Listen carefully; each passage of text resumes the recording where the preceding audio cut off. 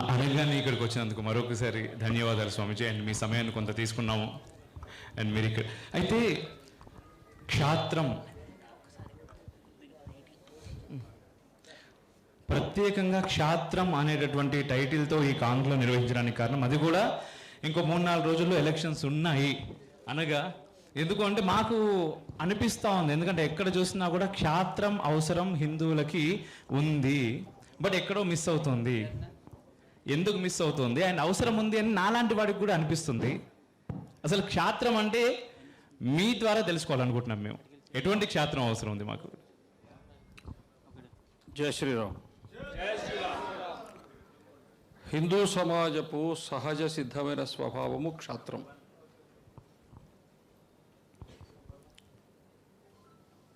మన పురాణాలు, ఇతిహాసాలు, చరిత్ర చూస్తే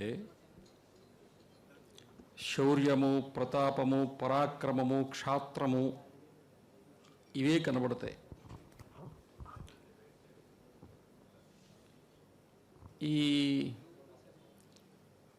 పురాణాల్లో కూడా సాధారణంగా మనము మహావిష్ణు అవతారాలు, శ్రీరాముడు, శ్రీకృష్ణుడు, పరశురాముడు, నృసింహుడు చూస్తాం కదా. అసలు ఇవి కాకుండా శివుడు కూడా అదే పనిగా రాక్షసులు చంపుతూ ఉంటాడు. శివుడు ఒక్కడే కాకుండా వినాయకుడు ఆయన చంపుతుంటాడు. వాళ్ళ తమ్ముడు గాయనుడు సుబ్రహ్మణ్య స్వామి ఆయన చంపుతుంటాడు. అంటే అసలు మొత్తము అసలు రామాయణంలో రావణాసురుని చంపివేసి ప్రశాంతంగా వచ్చి ఏదో అయోధ్యలో ఉందామని వస్తే అప్పుడు కూడా మైరావణుడు, లవణాసురుడు బయలుదేరారు. అందుకని ఇది నిరంతరము ఉండేటువంటిది. శరీరంలో వైరస్లు ఎలా ఉంటాయో, లేదా శరీరాన్ని ఆశించకుండా మన చర్మము కాపాడుతూ ఉంటుంది, బయట కొన్ని కోట్ల వైరస్లు ఎలా ఉంటాయో, ఈ రాక్షస ప్రవృత్తి అనేది ఎప్పుడూ కూడా ప్రకృతిలో ఉంటుంది. దాని నుంచి కాపాడుకోవడానికి తనను తాను కానీ, తన కుటుంబాన్ని కానీ, సమాజాన్ని కాపాడుకోవడానికి మనిషి అప్పటికప్పుడు తాను తీసుకునేటువంటి ఒక స్వభావము లేదా చర్య, ఇది క్షాత్రము. తన కుటుంబ అస్తిత్వానికి ఇబ్బంది వస్తే నిలబడ్డాడు, తన కులానికి ఇబ్బంది వస్తే నిలబడ్డాడు, తన వాడకట్టుకు ఇబ్బంది వస్తే నిలబడ్డాడు, తన ఊరికి ఇబ్బంది వస్తే నిలబడ్డాడు, తన దేశానికి వస్తే నిలబడ్డాడు. ఏ స్థాయిలో మనిషి నిలబడి తనను తాను కాపాడుకున్నా అది క్షాత్రమే. అయితే మీరు ఇంతకుముందు మాట్లాడుతున్నప్పుడు రాముడి యుద్ధం గురించి మాట్లాడారు. అయితే మాకు అంటే మా జనరేషన్ కానీ మా తర్వాత జనరేషన్స్ కానీ శ్రీరాముడు అనగానే మాకు ఎక్కువగా వినిపించేది, ఎక్కువగా కనిపించేది ఏంటి అంటే రాముడి యుద్ధం కనిపించట్లేదు, చాలా సౌమ్యుడు రాముడు, ఎక్కడ చూసినా సౌమ్యుడుగానే కనబడతాడు. అండ్ మరొకటి, రాముడు సీతాదేవిని అడవులకు పంపించారు లేదా అగ్నిప్రవేశం చేయించాడు, ఇటువంటి మాటలే వినపడతాయి, కనబడతాయి. కానీ ఎక్కడ రాముడు అతి భయంకరంగా ఒంటి చేత్తో యుద్ధం చేశాడరా నాయన అని చెప్పేసి ఎవరు మాకు చెప్పేవాళ్ళు చాలా తక్కువయ్యారు. మరొకటి, కృష్ణుడి గురించి అనగానే వెన్న దొంగ, అమ్మాయిలతో రాసలీలలు, ఇటువంటి మాటలే వినపడుతున్నాయి. కానీ కృష్ణుడు చేసినటువంటి యుద్ధం గురించి మాకు చాలా తక్కువగా తెలుసు. అంటే పురాణాల్లో, ఇతిహాసాల్లో మన చరిత్ర అటువంటిదని మీరు అంటున్నారు, బట్ ఆ చరిత్ర మాకు పూర్తిగా తెలియట్లేదు. మనిషి ఎప్పుడు ఎక్కడైనా సరే తనకు అనుకూలంగా ఉండేదాన్ని తను సొంతం చేసుకుంటాడు. వాడు ఇప్పుడు రేపు 13వ తేదీ ఇంట్లో టీవీ చూస్తూ పల్లీలు తింటూ కూర్చునేవాడికి ప్రజాస్వామ్యాన్ని గురించి ఒక్కరోజు కూడా సెలవు తీసుకోకుండా 365 రోజులు 30 ఏళ్ళ నుంచి పనిచేస్తున్నాడు ఓటు ఏంటంటే వీడికి అసలు ఓపిక లేదు. వీడేం చేస్తాడు? అవునా? తెలంగాణ ఉద్యమం ఊవెత్తున సాగుతున్నప్పుడు సకల జిల్లాలో సమ్మె చేశారు. సమ్మె చేస్తే సెక్రటేరియట్లో వాళ్ళంతా ఏం చేశారు? కార్లు మాట్లాడుకుని తిరుమల దర్శనానికి పోయారు. నేను అప్పుడు హైదరాబాద్లో ఉండే. మనిషి స్వభావము వాడు ఒక్కొక్క దానికి ఆ మనస్తత్వం, స్వభావం అలవాటు పడి ఉంటుంది. శ్రీరాముడి జీవితమే మొత్తం శ్రీరాముడి జీవితాన్ని ఒక 2-3 ఏమంటారు సమాంతర రేఖలుగా తీసుకుంటే ఆయన జీవితం మొత్తం క్షాత్రమే కదా. ఆయన దగ్గర ఉండేటువంటి పరాక్రమాన్ని చూచే కదా విశ్వామిత్రుడు వచ్చి తీసుకుపోయాడు. ఆ విశ్వామిత్రుడు మరి ఎవరిని, రాక్షసులిద్దరిని, ఎవరు, మారీచుడు, సుబాహుడు, దానికంటే ముందు తాటకి, అవునా, రామాయణం సరిగా జరుగుంటే ఈ దేశంలో ఇప్పుడు 2-3 తాటకలు ఉన్నారు, వాళ్ళు ఉండేవాళ్ళు కాదు కదా. మీరు అర్థం చేసుకోలేదు కదా. అందుకని మొదటి తాటకం తీసేసాడు, అది మొదటి మలుపు. శూర్పణఖ రెండో మలుపు. ఇది ఫస్ట్ గేర్, అది సెకండ్ గేర్. అప్పుడు 2 గేర్లు ఉండేవి, ఇప్పుడు కారుకు 6 గేర్లు ఉంటున్నాయి. రామాయణ కాలం నాటికి 2 ఉండేవి. మొదటి గేరు తాటకి, రెండో గేర్ శూర్పణఖ. శూర్పణఖ తర్వాత రామాయణం ఇంకొక వైపుకి వెళ్ళిపోయింది. అవునా? శ్రీరామచంద్రుడైనా, శ్రీకృష్ణుడైనా, సగటు మనిషి అయినా, స్వాతిముత్యంలో కమలహాసన కూడా వాడు విలన్ను కొట్టాడు. వాడికి ఏమీ తెలియదు, ఆలోచన లేదు, నిలబడలేడు, కూర్చోలేడు, ఏం చేస్తున్నాడో తెలియదు. అవునా? అమాయకుడిలో కూడా క్షాత్రం ఉంటుంది, లేకపోతే సినిమా 100 రోజులు ఆడదు. నీ సినిమా 100 రోజులు ఆడాలంటే నువ్వు కూడా ఎవడో ఒకటి కొట్టాలా. అర్థమైందా? అంటే మీరన్నీ కెమెరాలు పెట్టి లైవ్ ఇస్తూ క్షాత్రాన్ని గురించి మాట్లాడమంటే చాలా విషయాలు బయటికి రావు. ఇది బయటికి చెప్పేది కాదు. అవునా? దీనికి వ్యూహము, ఆలోచన, యాక్షన్ అయిపోయింది, క్లోజ్. అర్థమైందా? మామూలుగా అందరికీ అర్థమయ్యే భాషలో చెప్పాలా, స్పాట్ పెట్టడమే అయిపోయింది. 30 ఏళ్ల క్రితం అందరికీ బాగా అర్థమయ్యే భాషలోనే చెప్తాను, ఇబ్బంది ఏముంది. 30 ఏళ్ల క్రితం కాలేజీల్లో కొట్టుకునేవాళ్ళు, ఎస్ఎఫ్ఐ, పీడిఎస్యు, ఏఎస్ఎఫ్, ఏబీవీపీ కొట్టుకునేవాళ్ళు. అవునా?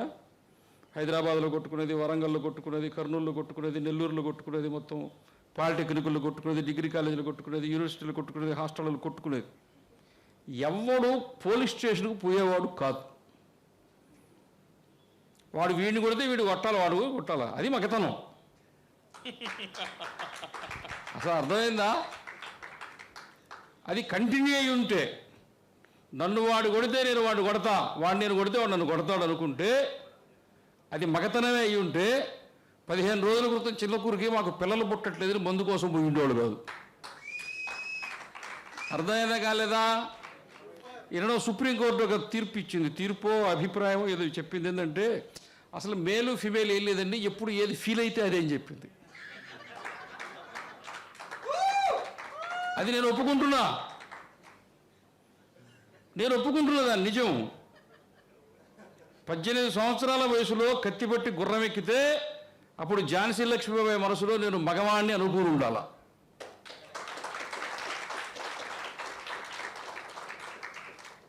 వెనక బిడ్డను తగిలించుకొని గుర్రం మీద 18 సంవత్సరాల వయసులో వచ్చేటువంటి ఝాన్సీ లక్ష్మీబాయిని ఎదుర్కోవడానికి రవి అస్తమించిన బ్రిటిష్ సామ్రాజ్యం వాడు మందుగుండు సామగ్రి ఎదురుగా పెట్టుంటే దాని వెనుక ఉన్నటువంటి తెల్లతోలుడు నేను ఆడదాన్ని అనుకుని ఉండాల.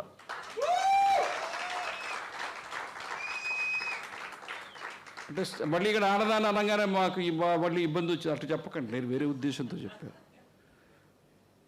కాబట్టి పరాక్రమము, పౌరుషము, క్షాత్రము అనేది హిందూ సమాజము యొక్క వారసత్వపు హక్కు, వారసత్వపు సంపద. ప్రపంచంలో ఎప్పుడూ రాజీ పడకుండా పోరాడిన జాతి భూమి మీద ఏదైనా ఉంటుంది, హైందవ జాతి ఒక్కటే, అన్కాంప్రమైజ్డ్. ఆ పోరాడాల్సినటువంటి ఆవశ్యకత ఎందుకు వస్తుంది అంతగా? స్టిల్ ఇప్పటికీ అస్తిత్వం కోసం పోరాడాల్సి వస్తుంది.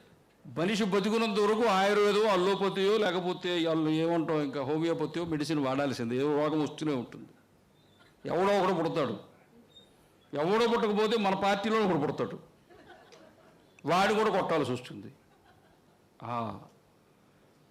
1980లో కన్యాకుమారి జిల్లాని కన్నీమేరీ ల్యాండ్గా ప్రకటించాలని చెప్పి ఉద్యమం చేశారు. అప్పుడు కన్యాకుమారి జిల్లాలో చాలా తీవ్రమైన ఉద్యమం జరిగింది. మొత్తం భారతదేశాన్ని అది ఒక ఊపింది. అప్పుడు ఇందిరాగాంధీ ప్రధానమంత్రిగా ఉంది, స్వయంగా ఇందిరాగాంధీ వచ్చింది. 1980-81లో 2 సంఘటనలు జరిగాయి. ఇందిరాగాంధీ కేవలం దానికోసమే రాలా. మీనాక్షిపురాన్ని రాత్రికి రాత్రి పెట్రో అరబ్ డాలర్స్, అప్పుడు వాడే పదం, పెట్రో అరబ్ డాలర్ అనేది అప్పుడు వాడుతున్నటువంటి ఒక పదం. ఆ డాలర్లు ఖర్చు పెట్టి రాత్రికి రాత్రి మీనాక్షిపురాన్ని రహమ్మత్ నగర్ మార్చేశారు. అక్కడేమో క్రైస్తవుల యొక్క ఆధిక్యత, ఇక్కడేమో ముస్లింల ఆధిక్యత.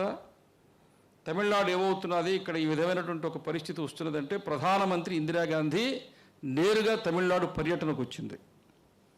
ఆ తర్వాత మరలా రహమత్ నగర్ మీనాక్షిపురం అయింది. కన్నీమేరియా ల్యాండ్ ఉద్యమం ఆగిపోయింది. ఆ తర్వాతనే వివేకానంద కేంద్ర కాదు ఆశ్రమం, వాళ్ళు 1000 గ్రామాల్లో బాల సంస్కార కేంద్రాలు ప్రారంభం చేశారు. ఆ బాల సంస్కార కేంద్రాలు ప్రారంభించిన 30 సంవత్సరాలకి కన్యాకుమారిలో బీజేపీ ఎంపీ గెలిచాడు.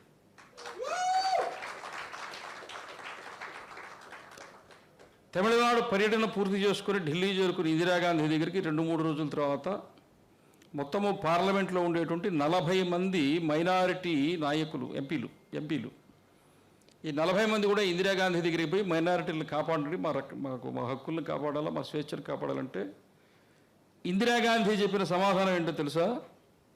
మెజారిటీ ప్రజలతో కలిసి బతకడం నేర్చుకోండి అని చెప్పింది ఆమె. ఇందిరాగాంధీ చెప్పిన సమాధానం మెజారిటీ ప్రజలతో కలిసి బతకటం నేర్చుకోండి అని చెప్పింది. కాబట్టి కన్యాకుమారి జిల్లాలో అది జరిగితే హిందూ సమాజం ఒప్పుకోలే, మీనాక్షిపురాన్ని ఒప్పుకోలే. ఈ దేశంలో 800 సంవత్సరాలు అనేక దేశాలు, అనేక జాతులు, అనేక వంశాలు వాళ్ళు వచ్చారు, ముస్లింలు ఒప్పుకోలే. అట్లా తీరాంధ్ర ప్రాంతంలో డచ్ వాళ్ళు వచ్చారు, పోర్చుగీస్ వాళ్ళు వచ్చారు, ఇంగ్లీష్ వాళ్ళు వచ్చారు, ఒప్పుకోలే. అక్కడికి కూడా టిప్పు సుల్తాన్ వచ్చాడు, ఒప్పుకోలే. నిజాం వచ్చాడు, ఒప్పుకోలే. మొత్తం భారతదేశంలో ఈరోజు ఉండేటువంటి ఏ ఒక్క అణువణువు అడుగడుగులో ఎప్పుడు దేన్ని అంగీకరించలేదు, అసలు ఒప్పుకోలే. మనకేంటంటే ధర్మక్షేత్రే, నేను భగవద్గీతలో క్షాత్రాల గురించి చెప్పని చెప్పితే నేను చెప్పనని చెప్పా. ఎందుకంటే శ్రీకృష్ణుడు భగవద్గీతని 18 అక్షౌహిణ సైన్యం మధ్యలో అర్జునుడు నిలబెట్టి ఏం చెప్పాడంటే యుద్ధాన్ని గురించి మాత్రమే చెప్పలా, ఏం తినాలో ఏం తినకూడదో కూడా చెప్పాడు. శాకాహారం తినండి, సాత్వికాహారం తినండి, సాత్విక గుణాలు ఉండండి అని చెప్పారు. ఇప్పుడు క్షాత్రాన్ని గురించి మీరు చెప్పిన తర్వాత తోటకూర కట్ట తినమని నేను చెప్పకూడదు, కోడి కోసుకొని తినమని చెప్పాలా వద్దా? 1986లో నేను శ్రీకాళహస్తిలో ఉన్నా. అక్కడ గంగమ్మ జాతర, 7 గంగల జాతర అని చేస్తారు. నేను ఉండే గదిలో ఒక 8 మంది యువకులు ఉండారు, ఇంటర్మీడియట్ చదువుకునేవాళ్ళు. ప్రతి ఇంటి ముందు ఏదో ఒకటి అమ్మవారికి నైవేద్యం పెడతారు. బ్రాహ్మణులు కూడా నైవేద్యం ఇస్తారు, ఇవ్వాలి. మరి బ్రాహ్మణులు కోడెట్టుకు వస్తారు, ఎవరో ఒకరు వచ్చి కొయ్యాలి. అక్కడ కోసేవాళ్ళు ఎవరు ఉంటారు. మేము మా రూమ్ నుంచి బయలుదేరాం. మరి ఈ మంచి అవకాశం, ఎవరిని కోళ్ళు కోస్తారో కొయ్యండి రా. మన కుర్రోళ్ళందరూ కోసారు. కోళ్ళు వరుస పెట్టి అవకాశం చేసుకొని మొత్తం అక్కడి నుంచి పక్క కత్తి విరుగు కూడా కోరి పోయిరం. అంతా కోసేసాం, వచ్చేసాం. రూమ్కి వచ్చిన తర్వాత తెల్లవారి బాగా మధ్యాహ్నం 11 అయిన తర్వాత నిద్ర లేచాం, జాతర కదా. సరే స్నానాలు చేసి భోజనం చేసిన తర్వాత కూర్చొని మాట్లాడుకుంటుంటే, అన్నా నువ్వు తినవు కదా, ఎందుకు ఇప్పించావు అన్నాడు. తినడానికి గొయ్యలే, రక్తాన్ని చూస్తే కళ్ళు తిరిగి పడిపోకుండా ఉండే లక్షణం కోసం గొయ్యిచ్చావు. నువ్వు కోడినే గొయ్యలేకపోతే, మేకనే గొయ్యలేకపోతే పాకిస్తాడు తలకాయ కొడతావా? అవునా కాదా? నీ జీవన విధానంలోనే నీకు ఎటువంటి ప్రవృత్తి, మానసిక సంసిద్ధత ఉండాలో అటువంటి జీవన విధానాన్ని నేర్పించారు. అది తిండి కోసం పెట్ల. జాతరప్పుడు కొంతమంది ఏం చేస్తారంటే అలా అడుగులు వేస్తూ డ్యాన్స్ చేస్తూ ఏం చేస్తారంటే మేక మెడను పట్టుకుంటారు. మేక మెడను పట్టుకొని నరం కొరికేసి మేక ఏలాడుతుంటుంది, వీడు ఎగురుతుంటాడు. మొత్తం మేక శరీరంలో ఉండే రక్తాన్నంతా పీల్చి ఒక్క చుక్క కూడా కింద పడకుండా తాగేసి చచ్చిపోయిన మేకను కింద పారేస్తాడు. అది వీరత్వం. కొన్ని 1000 సంవత్సరాల పాటు యుద్ధం చేస్తూ ఉంటే, వంశాలు నశించిపోతూ ఉంటే, సంతానమే లేకుండా పోతుంటే, గ్రామాలు నశించిపోతుంటే, యుద్ధం వల్ల ఆర్థిక వ్యవస్థ మొత్తం కుప్పకూలిపోతే, వృత్తులన్నీ పోతే, తాళి దిగిపోయి తండ్రులు లేక బిడ్డలకు, లేకపోతే భార్యలు లేక భర్తలు లేక భార్యలు అల్లాడిపోతుంటే, ఆ సమాజంలో పెళ్లి చేసుకోవాలని కోరిక ఎక్కడ పుడుతుంది? సంతానం కనాలని కంటేవాడు కంసుడు చంపేసినట్టు చంపేస్తున్నాడు, పుట్టినోడు చచ్చిపోతున్నాడు. అటువంటి పరిస్థితుల్లో జీవితం మీద మళ్ళా కోరికను తీసుకురావడానికి, జీవితాన్ని జీవించాలి, మనం నిలబడాలి, పోరాటం చేయాలి. దానికోసం ఇటు పరాక్రమాన్ని నేర్పించారు, అటు ఖజురహో దేవాలయాన్ని కట్టారు. ఇదంతా దేనికే? వాడు మనసు పూర్తిగా వికలమైపోయిన తర్వాత వాడికి మనసులో ఏం కోరిక పుడుతుంది? ఏమి సంసారం చేస్తాడు? ఎందుకు ఈ బతుకు, నైరాశ్యం, అస్త్రశస్త్రం వదిలేశా. యుద్ధం జరగకముందే అర్జునుడు వదిలేశాడు. 1000 ఏళ్ళు యుద్ధం జరిగిన తర్వాత వీడు వదిలేడా? పైగా ఆయన పాశుపతం సంపాదించుకున్న తర్వాత వదిలేశాడు. అర్జున విషాదయోగం ఇప్పుడు ఆయన చేతులప్పటికీ గురువు దగ్గర పొందిన అస్త్రశస్త్రాలు కాదు, దేవేంద్రుడి యొక్క అస్త్రశస్త్రాలు కాదు, తన గురువు ఇచ్చిన అస్త్రశస్త్రాలు కాదు, సాక్షాత్తు పరమేశ్వరుడిని మెప్పించి పొందిన పాశుపతాస్త్రం కూడా తన దగ్గర ఉంది. అప్పుడే కాళ్ళు చేతులు కింద పడిపోయినాడు. 1000 సంవత్సరాలు పోరాడిన తర్వాత ఈ రోజుకి భారతీయుడు నిలబడుతున్నాడు. కన్యాకుమారి అయిపోయిన తర్వాత ఇందాక మన జల్లికట్టు గురించి వారు చెప్పారు.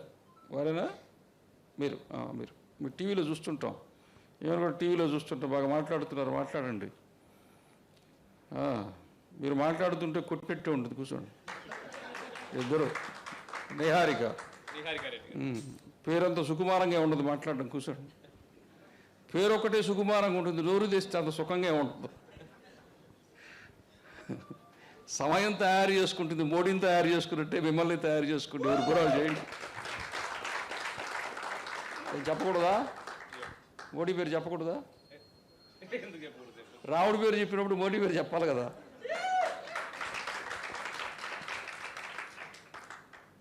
తమిళనాడులో జల్లికట్టు లాగానే కేరళలో అయ్యప్ప ఉద్యమం కూడా జరిగింది. అమర్నాథ్కు సంబంధించి కేరళకు సంబంధించిన దానికి కాశ్మీర్లో గవర్నమెంటు లీజుకి స్థలం ఇస్తే దాని లీజు క్యాన్సిల్ చేసేదానికి ఉద్యమం జరిగింది. ఎక్కడ ఒప్పుకున్నాం మనం? చాలామంది హిందువులందరండి అట్టయిపోయి ఈరోజు ప్రతిదీ సోషల్ మీడియాలో రాదు. ఏ గ్రామంలో ఎవరు ఏది అంగీకరిస్తున్నారో చెప్పండి. సందు దొరికితే వీపులు పగలగొడుతున్నారు. హిందూ సమాజానికి ఒకటి చెప్పక్కర్లేదా? ఇంగ్లీష్ మీడియం కాన్వెంట్లు వచ్చిన తర్వాత మన పిల్లల్ని హాస్టళ్లలో పడేసి కోళ్ళఫారంలో కోళ్ళను సాగినట్టు మన పిల్లలు కూడా మధ్యాహ్న భోజన పథకం పెట్టిన తర్వాత సమాజం చెడిపోయింది తప్ప లేకపోతే మన సమాజం అసలు దేన్ని అంగీకరించే ప్రసక్తే లేదు. అందుకని హిందూ సమాజము దానంతటా అది పరాక్రమము క్షాత్రము కలిగి ఉంటుంది. సమాజం లోకంలో వచ్చినటువంటిది అంటే మిగతా ప్రపంచంలో వచ్చిన వాళ్ళతో వచ్చిన ఇబ్బంది వల్ల మనకి ఇబ్బందులు వచ్చాయి.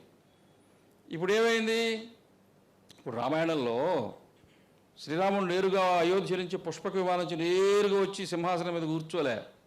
దారిలో పోతూ వాలిని చంపేసి సుగ్రీవుని కూర్చోబెట్టి పోతూ సీతమ్మను తీసుకొచ్చుకోకుండా పోయేసి అక్కడ రావణాసురుని చంపేసి వచ్చేసి ఉండొచ్చు. కాదు, విభీషణుడు కూర్చోబెట్టేసి అప్పుడు ఆయన వచ్చి కూర్చున్నాడు. ఎందుకంటే మళ్ళీ తర్వాత అయోధ్య నుంచి మళ్ళీ రావడము, ట్రాఫిక్ జాము, ప్రయాణము, ఎంత అన్నము, మధ్యలో హోటలు, దాబా, కథా కార్ఖానా, ఎందుకు గొడవ, కొట్టేసి వదలు పెట్టేస్తే అయిపోతుంది. అక్కడికి చాప్టర్ క్లోజ్ అయిపోయిందా? ఇప్పుడు కూడా అయోధ్యలో జనవరి 22వ తేదీ దేవుడు ఊరికే రాలా. శ్రీరాముడు 500 సంవత్సరాల క్రితము అయోధ్యలో దేవాలయాన్ని ఏ జాతికి ఏ మతానికి చెందిన వాళ్ళు కూలగొట్టారో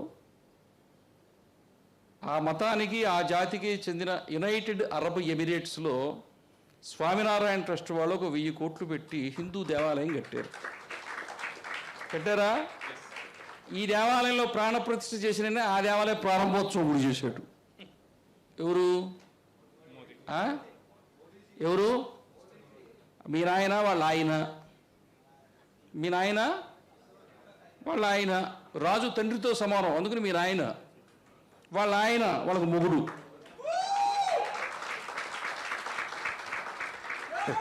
మీ నాయన వాళ్ళ ఆయన సరిపోయిందా? అందువల్ల మొదటిది ఏం చేశారు? తన దేవాలయాన్ని కూల్చిన జాతితో యుద్ధము చేయకుండా, మత మార్పిడి చేయకుండా, రచ్చలు రావిళ్ళు లేకుండా, గొడవలు చేయకుండా, మత మార్పిడి చేయకుండా, ఏమీ చేయకుండా శ్రీరాముడి తత్వం ఏందో అది ప్రకటించాడు. ఏంటంటే ఏం లేదు, మీ మనసులే మారిపోయినాయి, చక్కగా దేవాలయం కట్టుకోండి, రోజు పోయి భజన చేసుకోండి, అయిపోయిందా? శ్రీరాముడి తత్వము ఆ రకంగా ప్రపంచంలో వెళ్ళిపోతున్నది.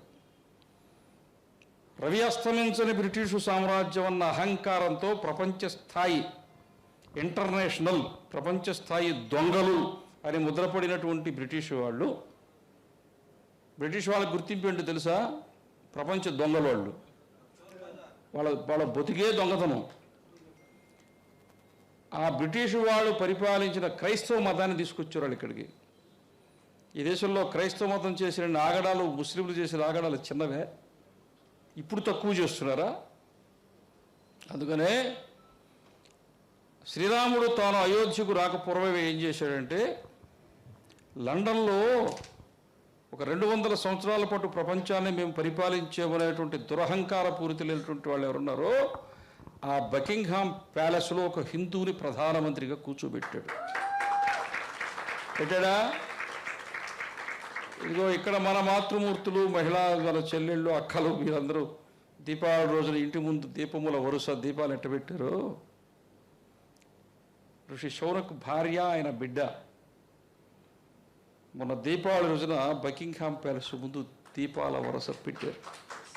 అవునా? రామరాజ్య స్థాపనకు ఏది కావాలో ఆ వాతావరణాన్ని నిర్మాణం చేసుకున్న తర్వాతనే శ్రీరాముడు అయోధ్యలో స్థిరంగా ప్రాణప్రతిష్ఠ చేసుకున్నాడు. అది త్రేతాయుగం కావచ్చు, ఇది కలియుగం కావచ్చు, కానీ ధర్మ ప్రతిష్టాపనలో మార్పు ఏం లేదు. ధర్మ ప్రతిష్టాపన చేయటంతో ప్రాణప్రతిష్ఠ పూర్తయింది. ఇది ప్రాణప్రతిష్ఠ అంటే శ్రీరాముల వారి ప్రాణప్రతిష్ఠ కాదు, శ్రీరాముల వారి ప్రాణప్రతిష్ఠతో రామరాజ్య ప్రతిష్ఠ, దానికి కావలసిన వాతావరణం ప్రపంచంలో నిర్మాణమైంది.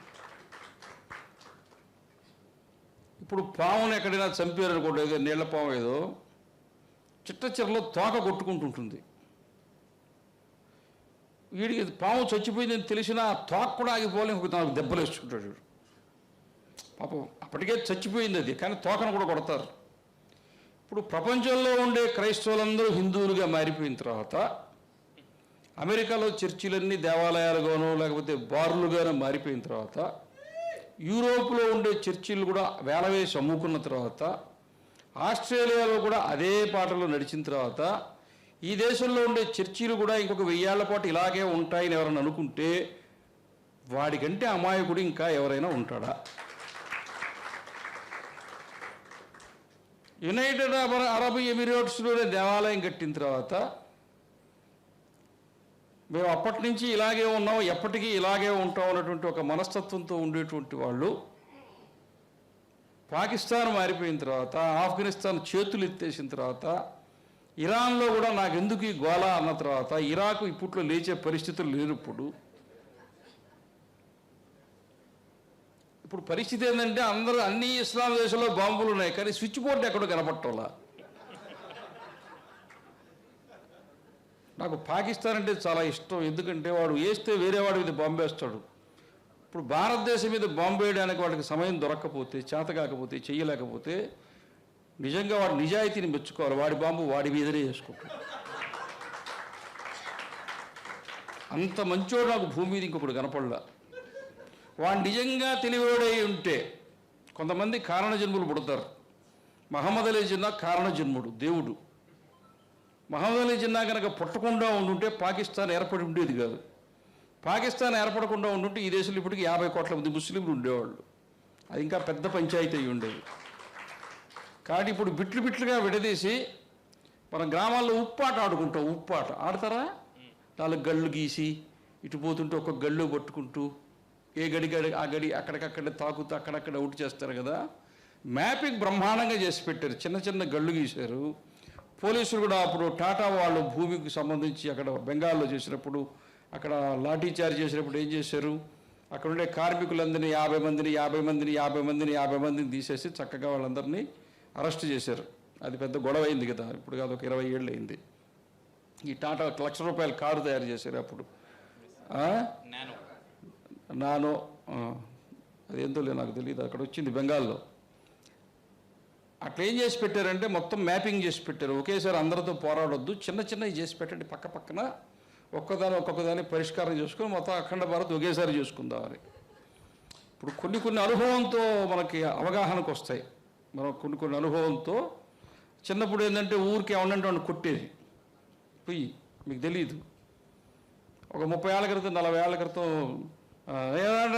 రాత్రికి పోయేది, కొట్టేసేది, వచ్చేసేది. ఇప్పుడు అట్లా కాదు. జాగ్రత్తగా ఆలోచించి ఇప్పుడు ఎవరి చేత చేపిస్తే బాగుంటుంది, ఇది ఎవరి చేత చేస్తే మన మీద రాకుండా ఉంటుంది, ఎవరికి పడట్లేదు, దీంట్లో మనం ఏలు పెట్టకూడదు, కాలు పెట్టకూడదు, ఇవన్నీ ఆలోచించి మన చేతికి తెడంటకుండా చేసే తెలివితేటలు ఒక 60 ఏళ్ళు వయసు వస్తే వస్తుంది. అర్థం కాలా? అందుకు సీరియస్గా ఉన్నారా? రాత్రికి ఏమన్నా ప్లాన్ చేస్తున్నారా? అదే గురుగారు, మీరు ఇంతకుముందు అన్నట్టుగా అంటే ప్రపంచం అంతా కూడా హైందవీకరణం చెందుతుంది. అంటే అక్కడంతా కూడా అన్యమతస్థులే దాదాపుగా. బట్ ఇక్కడ మన దేశం విషయానికి వచ్చేసరికి హిందువులు చాలా అధిక మోతాదులో ఉన్నారు. అండ్ కొన్ని రాష్ట్రాల్లో మైనార్టీలుగా అవుతున్నారు. మీరు ఇంతకుముందు చెప్పినట్టుగా ఇందిరాగాంధీ గారు అన్నారు కదా, మెజారిటీ వాళ్ళతో కలిసి బతకండి అని. మన ఈ మైనార్టీలో అయినటువంటి హిందువులు ఎవరితో కలిసి బతకాలో అదొక ప్రశ్న. రెండవది, ఇక్కడ ఉన్నటువంటి హిందువులే చాలామంది ఇప్పుడు జై శ్రీరామ్ అనొద్దు అని ఒకడు అంటాడు. ఇంకోటి వచ్చేసి జై శ్రీరామ్ అనేటట్టు అసలు ఏది నువ్వు మీరు రాముడు ఏమన్నా మీ అయ్యనారా బాబు నాయన అనే టైప్లో మాట్లాడతారు. అంత స్వేచ్ఛ. వేరే వాళ్ళు మాట్లాడడం పక్కన పెట్టండి. అంటే ఇదంతా ఇటువంటి స్థితిలో ఒక సామాన్య హిందువు, మనకు అన్నీ మన రెఫరెన్స్ ఉన్నాయి, మనకు ఇబ్బంది ఏం లేదు. ఒకటి రావణాసురుడు హిందువు, హిరణ్యాక్షుడు హిందువు, హిరణ్యకశ్యపుడు హిందువు, దుర్యోధనుడు హిందువు, వీళ్ళందరూ హిందువులే. తప్పులేదు. వదిలిపెట్టావా? లేదు లేదు అసలు. కౌరవులు హిందువులు మాత్రమే కాదు, పాండవులకు స్వయంగా పాలుళ్ళు. ధర్మాన్ని నిలబెట్టాల్సి వచ్చినప్పుడు ఇక చూసేదేందని నువ్వేంది నేను చేసేటివే.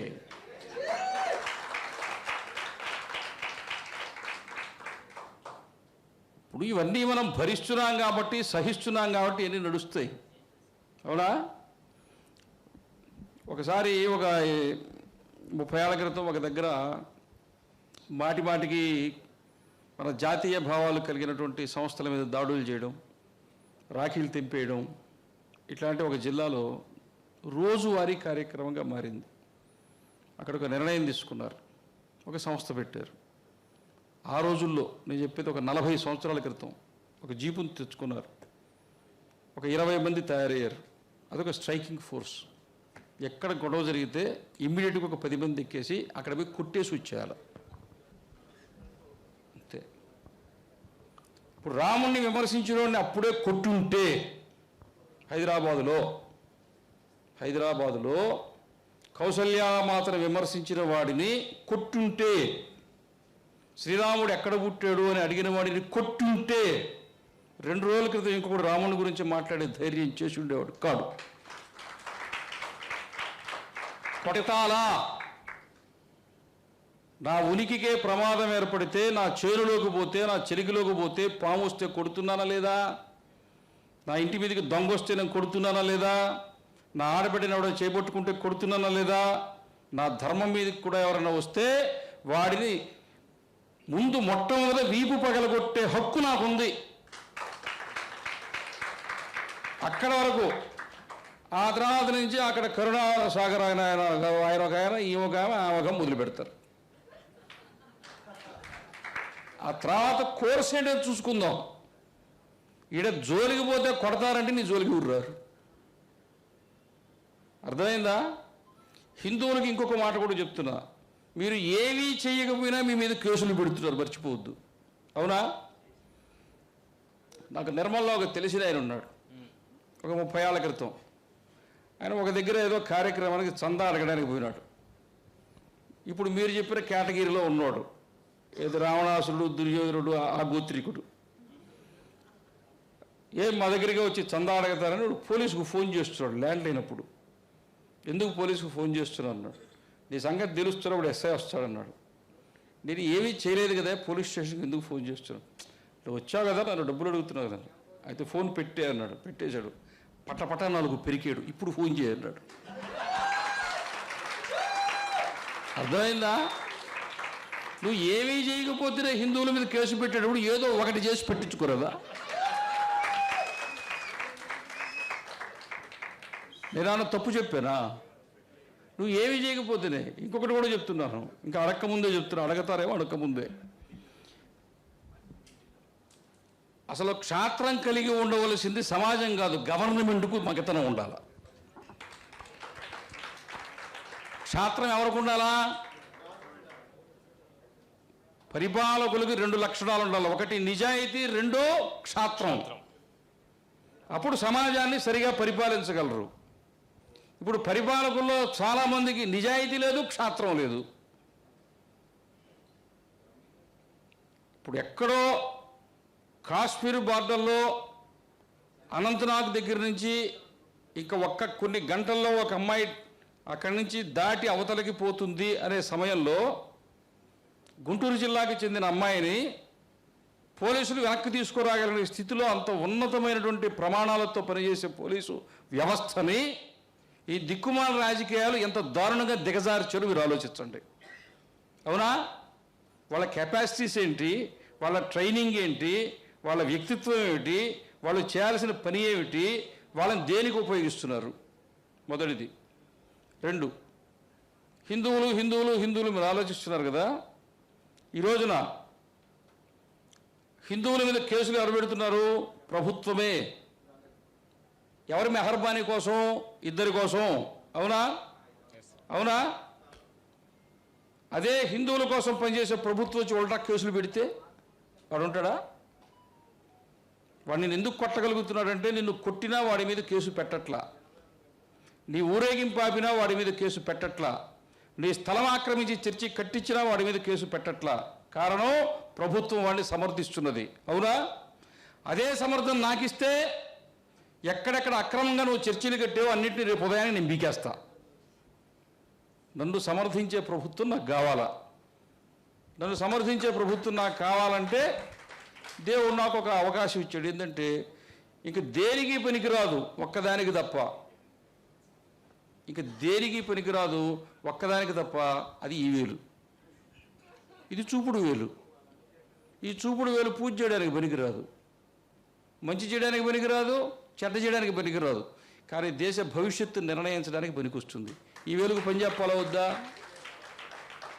ఓటి 50% పోలింగ్ కావట్లేదు కదా. అందరూ మోడీ ప్రధానమంత్రి కావాలని కోరుకుంటున్నారు. అయితే అది వెంకటేశ్వర స్వామి కాశీ విశ్వనాథులు చేసేస్తాడు అనుకుంటున్నారు. వాళ్ళిద్దరూ చూరు, నువ్వు ఓటు ఇవ్వాలా. యాక్చువల్గా అంటే ఇన్ని వ్యతిరేక ఆంక్షలు ఉన్నాయి హిందువుల పైన. అండ్ మీరు అంటే ఒక డే టు డే లైఫ్లో నార్మల్గా ఒక సగటు మనిషి ఎవరు చూసుకున్నా కూడా వాడి కుటుంబము రేపేంది ఈ రోజు రాత్రికి ఏంది అనేటటువంటి ఆలోచనలోనే బతుకుతూ ఉంటాం. అండ్ ఇంతకుముందు మీరు చెప్పినట్టుగా క్షాత్రం అనేటటువంటిది ఎప్పుడో దూరం అయిపోయింది.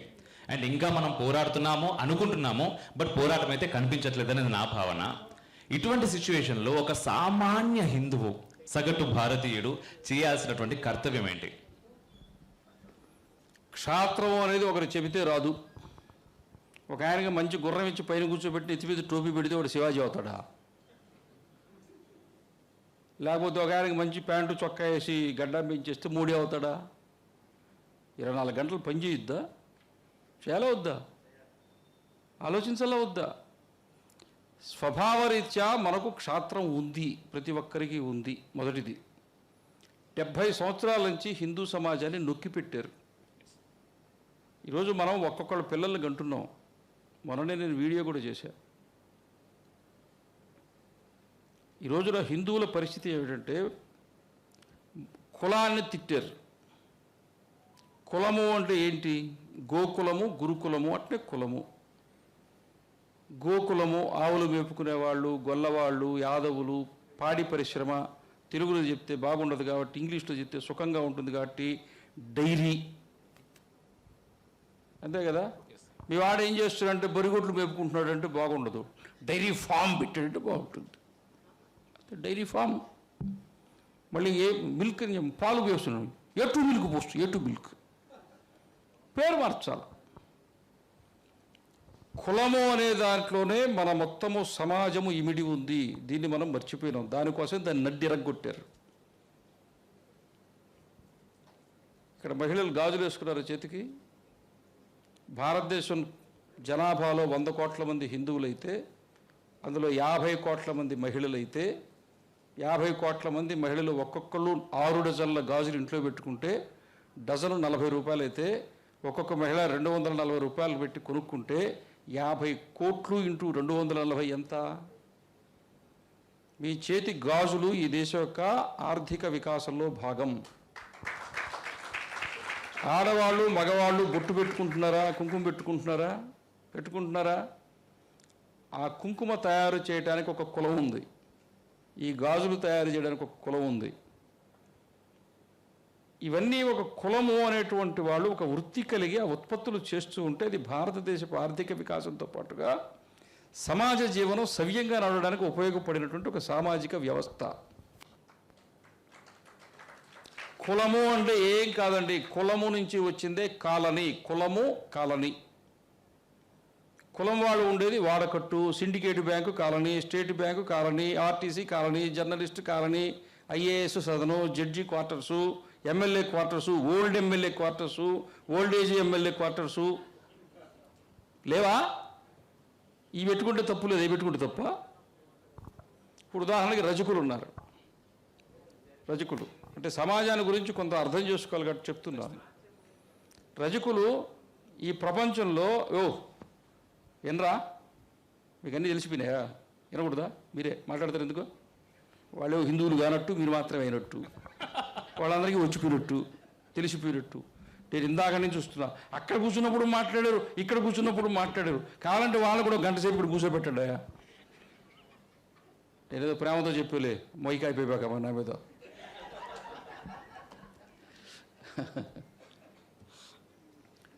ఈరోజున హాస్పిటళ్ళల్లో డాక్టర్లు స్టెరిలైజ్ చేసినటువంటి ఆకుపచ్చటి వస్త్రాలు వేసుకుంటారు. అంటే వాటిలో వచ్చి డిజిన్ఫెక్ట్ చేసేసి వైరస్లు అవి ఏమన్నా ఉంటే అవన్నీ చంపేసి పేషెంట్ నుంచి తమ నుంచి పేషెంట్కి ఎటువంటివి కూడా అంటుకోకుండా ఉండడం కోసం అట్లాంటి వస్త్రధారణ చేస్తారు. కొన్ని వేల సంవత్సరాల నుంచి మొత్తము ప్రపంచంలో ఒక దేశంలో ఉండే జనాభా మొత్తం స్టెరిలైజ్డ్ బట్టలు కట్టుకున్నటువంటి జాతి ఏదైనా ఉంటే అది ఒక భారతదేశం మాత్రమే. తెలుసా? సాకలి వాళ్ళు బట్టలు ఎట్ట ఉతుకుతారో తెలుసా? మన బట్టలు తీసుకొని పోయి కుండలో నీళ్లు పోసి ఆ కుండపైన బట్టలన్నీ చుట్టిపెట్టి ఆవిరితోటి చక్కగా ఉడకబెట్టి ఇవన్నీ బాగా ఉడికి వేడైపోయిన తర్వాత ఆ ఆవిరిలో మొత్తం ఇన్ఫెక్షన్ అంతా వెళ్ళిపోతే అప్పుడు వాటిని చక్కగా ఉతికి అది కూడా సున్నంలో వేసి చౌడు మట్టి అంటే కాస్టిక్ సోడా. ఈరోజు రిన్ను డెట్టు ఇంకేదో వస్తున్నాయి కదా, కాస్టిక్ సోడా. అది అక్కడక్కడ మన పొలాల్లోనే కొంత భూమి చౌడు తేలిపోతే మన రజకులు అక్కడికి వెళ్ళి రెండెద్దులు బండ్లు కట్టుకొని పోయి అవి తీసుకొచ్చుకుంటారు. అందరూ ఒక 10 కుటుంబాలు 20 కుటుంబాల వాళ్ళు ఒక 5-10 బండ్లు కిరాయికి తీసుకొని పోయి ఆ మట్టి అంతా తెచ్చి వాళ్ళ ఇళ్ల మధ్యలో పోసుకొని అవి భాగాలు పంచుకుంటారు. ఆ మట్టి అంతా వాళ్ళ ఇంట్లో పెట్టుకొని ఆ చౌడు మట్టితోటి మన బట్టల్ని శుభ్రం చేసి మనకిస్తారు. ఇప్పుడు ఈ వ్యవస్థలో సైన్స్ ఉందా లేదా? కులము అనే ఒక పేరు చెప్పి దాని వెనక ఉండే దేన్ని చెప్పకుండా ఏం చేశారు? దీని మాట ఎందుకు చెప్తున్నానో తెలుసా? కుల వ్యవస్థలన్నీ కూడా దెబ్బతినిపోయి 1000 సంవత్సరాల పాటు ఆర్థికంగా చితికిపోయిన కులాలు తిరిగి అదే వృత్తుల ద్వారా 10 రూపాయలు డబ్బులు సంపాదించుకుని ఆర్థికంగా స్థిరపడే సమయంలో మీరు కుల వృత్తులు వదిలిపెట్టండి, చదువుకోండి అని చెప్పి ఇటు వృత్తి లేకుండా అటు చదువు లేకుండా వీళ్ళని రోడ్డు మీద నిలబెట్టి మీరు ఆటో నడుపుకోండి, సైకిల్ నడుపుకోండి అని చెప్పి మన హిందువులందరినీ రోడ్డు మీద బారేశారు. నువ్వు వదిలిపెట్టిన వృత్తులన్నీ ఇంటికి 10 మందిని కని 10 మంది షాపులు పెట్టి ముస్లింలు మొత్తం ఆర్థిక వ్యవస్థను వాళ్ళ చేతుల్లోకి తీసుకున్నారు. దాని వాళ్ళే విమర్శించటంలా, నువ్వు చెయ్యని పనిని ఈరోజు వాడు చేస్తున్నాడు. ఈరోజు వ్యవసాయం వాళ్ళ చేతిలో ఉంది. గ్రామాలు వ్యవసాయ భూములు వాళ్ళు కొంటున్నారు. హిందువులు మైగ్రేట్ అవుతూ ఇళ్ళు ఎక్కడైతే గ్రామాల్లో కానీ నగరాల్లో కానీ వదిలిపెట్టి వస్తున్నారో అవన్నీ ముస్లింలు కొంటున్నారు. కర్నూలులో కొంటున్నారు, హైదరాబాద్లో కొంటున్నారు, కడపలో కొంటున్నారు, అనంతపురంలో కొంటున్నారు, రాయచోటిలో కొంటున్నారు, కలిగిరిలో కొంటున్నారు, పొంగనూరులో కొంటున్నారు, మదనపల్లిలో కొంటున్నారు, పాలమూరులో కొంటున్నారు, ఆళ్లగడ్డలో కొంటున్నారు. నువ్వు అమ్ముతున్నావు, వాళ్ళు కొంటున్నారు. ఎందుకని? వాడు ఈ సమాజాన్ని ఓన్ చేసుకుంటున్నాడు. నీ ఒక్క తరం సుఖం కోసం, ఒక్క తరం నువ్వు చచ్చిపోతావు, నీ కొడుకు అమెరికాకు పోతాడు, ఉంటాడో వస్తాడో తెలియదు, ఇక్కడ మొత్తం దేశాన్ని వదిలిపెట్టేస్తున్నావు. ప్రధానమైన సమస్య ఇది ఈరోజు. ఇంకా 30 ఏళ్ళ తర్వాత ఇది ఎట్టుంటుంది, అది ఎట్టుంటుంది, ఏంది ఉండేది? అర్థమైందా? అందుకని భారతదేశాన్ని కాపాడుకోవాలంటే ఇందాకే చెప్పారు, జనాభా నియంత్రణ ఉండాలా, మన వాళ్ళు కూడా ఇంకొకరిని కనాలన్న కోరిక ఉండాలా? ఉండద్దా? వీడి కంటే కదా, వీడికి ఓపిక లేదు. 40 ఏళ్ళకి పెళ్లి చేసుకుంటే ఓపిక ఉంటుంది. పెళ్లి చేసుకోరా, నీ సెటిల్ కాలా, నీ పెళ్లి చేసుకోరా, సెటిల్ కాలే. వీడి జీవితం 40 ఏళ్ళ దాకా షటిలు, ఆ తర్వాత పూర్తిగా సెటిలు. వీడి ఎంత పెళ్లి చేసుకునేది? ఆ అమ్మాయిని పెళ్లి చేసుకోమంటే అప్పుడైనా ప్యాకేజీ ఎంత, ప్యాకేజీ ఎంత? ఏం ప్యాకేజీ అని? ఆ నిర్మల్లో ఆర్టీఓ ఒక ముస్లిం ఉండేవాడు. ఆయన స్వయంగా ఆయన కొడుకు అదే ఆర్టీఓ ఆఫీస్ ఎదురుగా సైకిల్కి పంచర్ వేసుకునేవాడు. వాళ్ళు ఏ పని చేస్తున్నారో అవమానం అసలు ఉండదు వాళ్ళకి. సాయంత్రానికి 1000-2000 సంపాదించుకుపోతాడు. మనోడు పిల్లలు పుట్టగానే 2 మంత్రాలు నేర్పించా. కేశవ నారాయణ మంత్రాలా అంటే, కేశవ అంటే కేశవరెడ్డి కాన్సెప్ట్ స్కూల్, నారాయణ అంటే నారాయణ టెక్నోక్రాట్ కాలేజీ. ఈ రెంటికి ఏదైనా డిక్షనరీలో అర్థం ఉంటే నాకు మళ్ళీ చెప్పండి. చేర్చారా? ఉన్న 3 ఎకరాలు అమ్మారా? వాడు బీటెక్లో 4 పోయినాయా? 3 ఎకరాలు అమ్మిన తర్వాత 6 పోయినాయా? ఆగిపోయినాయా? వీడు రోడ్డు మీదకి వచ్చి నాకు కనపడ్డాడు. అంటే కనపడలేదులే, కనపడ్డాడు. ఎవరా ఏం చేస్తున్నావు? స్టడీ చేస్తున్నాను. మొన్నటిదాకా స్టడీ చేసావు కదరా అన్న. అప్పుడు కాలేజీలో చేశా. ఇప్పుడు ఎక్కడ చేస్తున్నావు? ఆర్టీసీ క్రాస్ రోడ్స్లో చేస్తున్నా. ఏమి స్టడీ చేస్తున్నారా? మొన్ననే ఇండియా టుడేలో ఒక ఆర్టికల్ వచ్చింది. ఏమొచ్చిందిరా? సంవత్సరానికి హైదరాబాద్లో బెగ్గర్స్ బడ్జెట్ 350 కోట్లు ఉందంట అన్నాడు వాడు. అయితే ఏందిరా అన్నాడు. ఉద్యోగం కోసం, వాడి కోసం, వీడి కోసం తిరగడం కంటే ఎక్కడో దగ్గర సెటిల్ అయిపోతే అదే మేలు కదా అన్నాడు. మరి దానికి నీ ప్రయత్నం ఏందిరా అన్న. ఏం లేదు, ముందు బెగ్గర్ జీన్స్ చేసుకుంటే తర్వాత బెగ్గర్ అయిపోవచ్చు అని చెప్పాడు.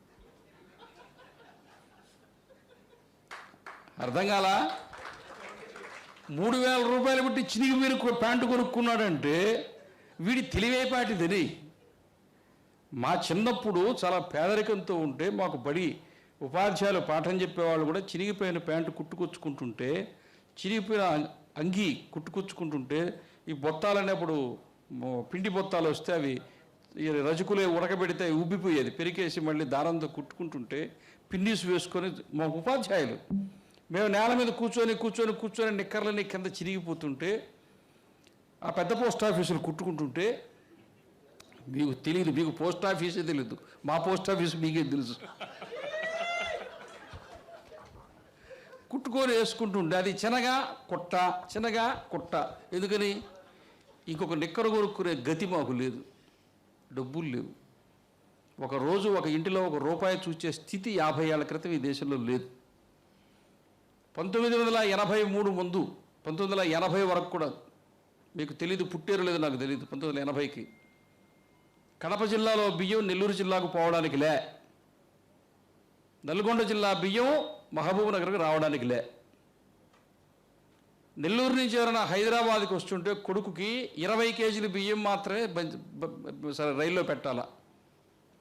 20 కేజీల కంటే బియ్యం నెల్లూరు నుంచి హైదరాబాద్కు తెచ్చుకుంటే స్మగ్లింగ్. ఎందుకో తెలుసా? ఆహార ధాన్యాల కొరత ఉంది. తమిళనాడుకైతే పూర్తిగా కొరత ఉంది. అందుకనే నెల్లూరు నుంచి 2 కేజీల సంచులు కుట్టి, గోతాపు సంచులు, అవన్నీ ఒక్కొక్క రైల్వే బోగీలో 72 సీట్లు ఉంటాయి. ఒక్కొక్క సంచిలో 2 కేజీలు బియ్యం పోసి రైలు ఆగగానే కొంతమంది ఉంటారన్నమాట, ఈ కూలీనాలు చేసుకునే పేదవాళ్ళు, వాళ్ళు ఈ వృత్తిని తీసుకొని ఒక్కొక్క సీటు కింద ఈ బియ్య బస్తాలు పెట్టి ఒక్కొక్క బోగిలో 150 కేజీలు తమిళనాడుకు తీసుకుపోయాడు ప్రతి రైల్లో. అట్లాంటి పరిస్థితి నుంచి ఈ స్థితికి వచ్చాం. అవునా? ఈరోజు భోజనం చేస్తున్నాం, మంచి బట్ట కట్టుకుంటున్నాం కదా, 3000 పెట్టి నువ్వు చిరిగిపోయిన ప్యాంటు కట్టుకున్నా మనసు ఎట్టుంటుంది? ఏమి కర్మ పట్టిందిరా నీకు? వాడేమో మంచి లాల్చి, మంచి జుబ్బా వేసుకొని, మంచి టోపీ పెట్టుకొని, కళకళలాడుతూ సెంటు కొట్టుకొని అంటుండే, స్నానం అంటుండే. అయితే ఇందిరా పార్కు లేదా సంజీవ్ పార్కు. నువ్వేమో చిరిగిపోయిన ప్యాంట్ వేసుకుని ఆర్టీసీ బస్ స్టాండ్ అడుక్కు తింటుండే. నీ బండి ఎవరు ఎక్కుద్ది పుష్టిముండా?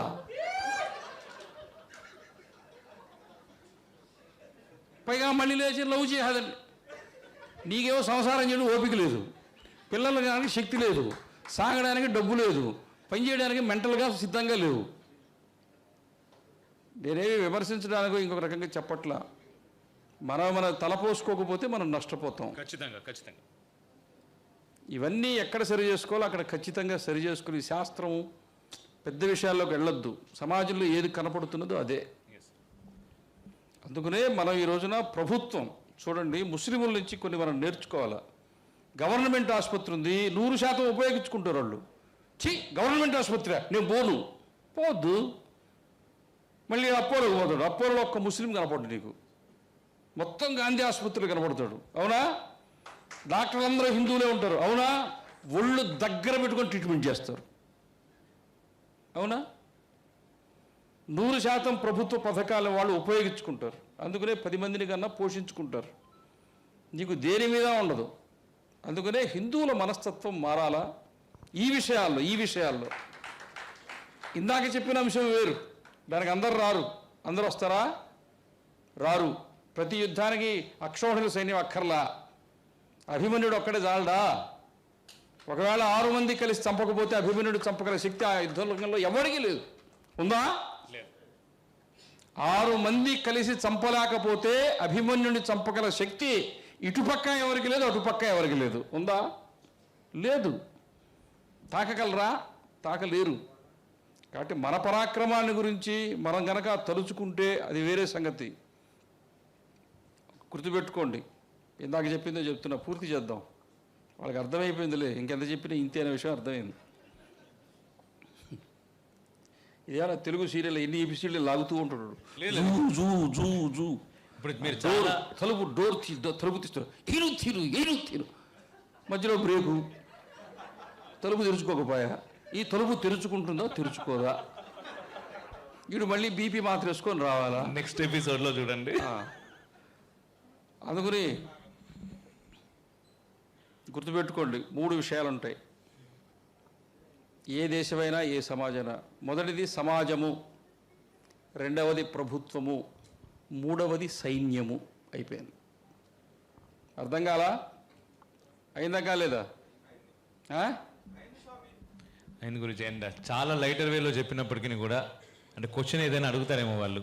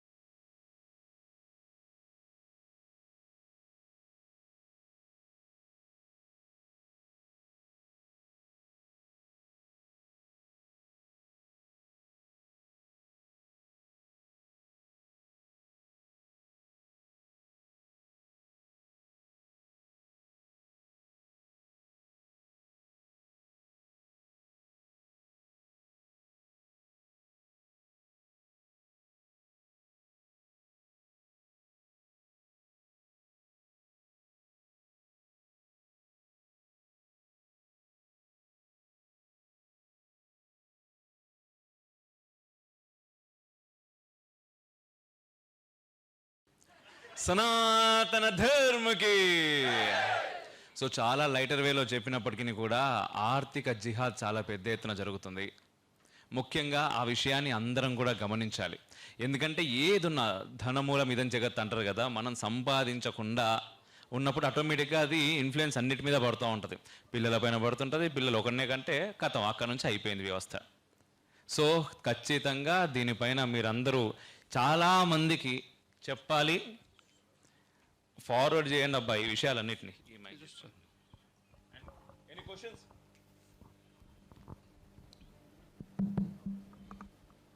లేచి అడగండి, మైక్ ఎందుకు? నమస్కారం. మీరు లాస్ట్ ఇయర్ ఆగస్టులో శివశక్తి యానివర్సరీకి వచ్చినప్పుడు కలిశాను. అప్పుడు మీరు ఒక విషయం చెప్పారు, ఎవరైతే సతీ సమేతంగా గుడిలోకి వస్తారో వాళ్ళనే ఎన్నుకోండి అని. ఆ విషయం నా మైండ్లో బాగా పడిపోయింది. నేను అప్పటి నుంచి మొన్న మార్చ్ నేను ఇక్కడికి వచ్చే బిఫోర్ వరకు ఒక 100 ఫ్యామిలీస్ని టచ్ చేసి ఉంటాను, అంటే రిపోర్టర్గా. ఎవరు చూసినా అక్కడ ఏంటంటే జగన్ మాకు ఏదో ఇస్తున్నాడు, ఏదో చేస్తున్నాడు అంటే అవన్నీ కాదమ్మా. ఫస్ట్ మన ధర్మం గురించి మాట్లాడదాం అంటే ఎవరు మా తిండి పెడుతుందా ఏం పెడుతుంది ఒక రకమైన వాళ్ళు డీప్లోకి వెళ్ళిపోయారనమాట. కొంతమంది ఏమో మేము కాపు క్రైస్తవులము, మేము కమ్మ క్రైస్తవులము, ఇవెక్కడి నుంచి వచ్చినాయమ్మా, మీరు ఫస్ట్ హిందూ ధర్మంలో పుట్టారు, ఇట్లా మాట్లాడితే వాళ్ళు అదంతా కాదు, మీకు సంబంధం లేని విషయం, మీరు తెలంగాణ కదా, మీరు వెళ్ళిపోండి అని అంటే నేను కొన్ని విషయాలు తట్టుకోలేక మొన్నే జాబ్ మానేసి రావడం జరిగింది. సో మీ మాటల మీద నాకు ఎఫెక్ట్ పడి చూద్దాం మన వల్ల ఎంతవరకు అవుద్దో, అట్లీస్ట్ ఈసారి జగన్కి వద్దు అని ఒక్కరన్నా అంటారేమో అని చెప్పి చూసా, కానీ ఆల్మోస్ట్ ఆ రాష్ట్రం ఇంకా మన భారతదేశం నుంచి పక్క పెట్టాలనిపించింది నాకు. అంటే నా వర్షన్ నేను చెప్తాను. తెలంగాణ ఆంధ్రప్రదేశ్ రెండు రాష్ట్రాలు భవిష్యత్తు భారతదేశ అభివృద్ధిలో రెండు భాగస్వాములు అవుతాయి. జాతీయవాదుల శక్తులు పక్కనే ఈ రెండు రాష్ట్రాల్లో సమాజం పక్కన నిలబడుతుంది. మిగతా వాళ్ళు ఏమవుతారు, అంతరించిపోతారు.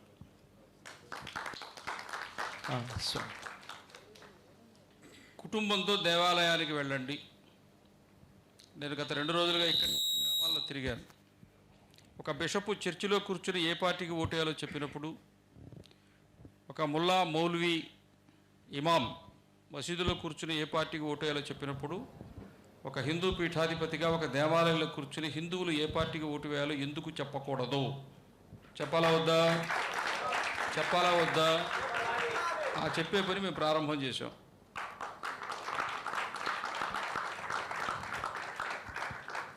ఎవడు రాముడికి గాడు, వాడు నాకు కూడా గాడు, అంతేనా? ఇంకొక విషయం, సమాజంలో అనేక రకాల పొరలు ఉంటాయి, లేయర్స్. మనం అందరినీ ఒకే దృష్టితో సమానంగా ఎప్పుడూ చూడవద్దు, ఆలోచించవద్దు. వాళ్ళు ఒక విషయాన్ని అర్థం చేసుకునేటువంటి సామర్థ్యము, స్వీకరించేటువంటి సామర్థ్యాన్ని బట్టి ఉంటుంది. మన హిందువులు ఎక్కడన్నా ఒకళ్ళు వరా మీలాగా ఉత్సాహం వచ్చిన వాళ్ళు వెళ్ళి ఒకళ్ళిద్దరిని కలుస్తారు.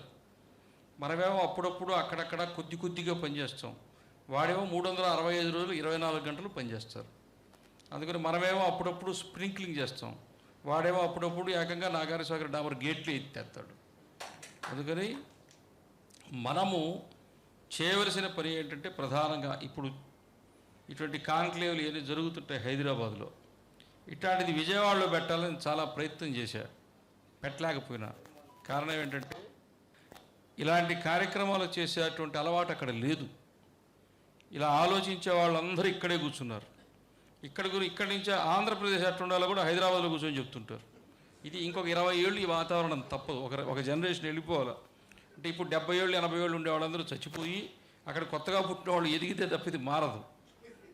నేను వేరే ఉద్దేశంతో చెప్పట్లా. సమాజం అనేది నిర్మాణము తరాల సమయం తీసుకుంటుంది, ఆ సమయం పడుతుంది. అయితే అక్కడ పరిస్థితి ఏమిటి అంటే, ఇక్కడేమో ఒక యాక్టివిటీ ఉంది, కానీ కన్వర్షన్ అనేది ఈరోజు తెలంగాణలో చాలా వేగంగా జరుగుతుంది. ఆంధ్రాలో ఏమో కన్సాలిడేట్ అయిపోయింది, ఎంతవరకు చేయాలో అంతవరకు చేసి అయిపోయింది. ఇప్పుడు రీకన్వర్షన్ ఎక్కువగా ఉంది ఆంధ్రప్రదేశ్లో. తిరిగి ఎక్కువ మంది వెనక్కి వస్తున్నారు. రీకన్వర్షన్ అంటే పీకే సంగతే,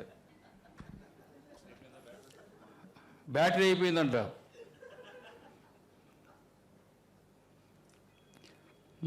అప్పుడేమంటే,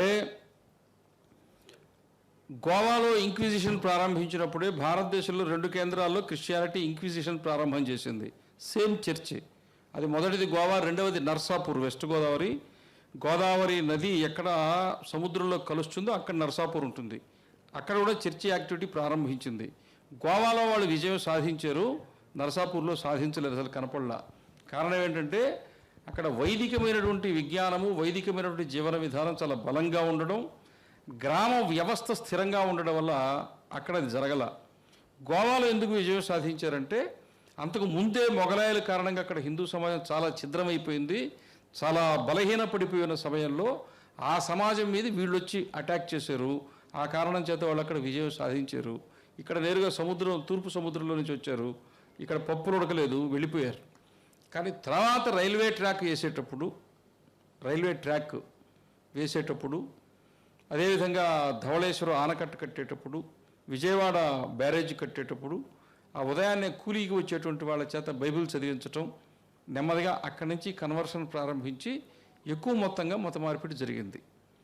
రైల్వే ట్రాక్ వేసేటప్పుడు మొత్తం రైల్వే ట్రాక్ ఇప్పుడు గొడవంతా అయింది, మన్యంలో గొడవైంది ట్రైబల్స్ తోటి.